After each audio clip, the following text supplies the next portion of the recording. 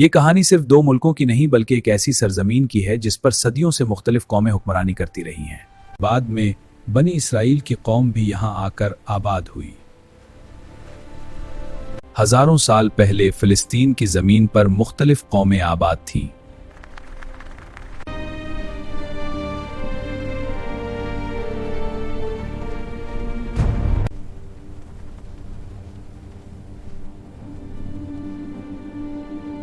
ये कहानी है फिलिस्तीन की, एक ऐसी जमीन जिसे दुनिया तीन बड़े मज़ाहब के मानने वाले मुकद्दस समझते हैं।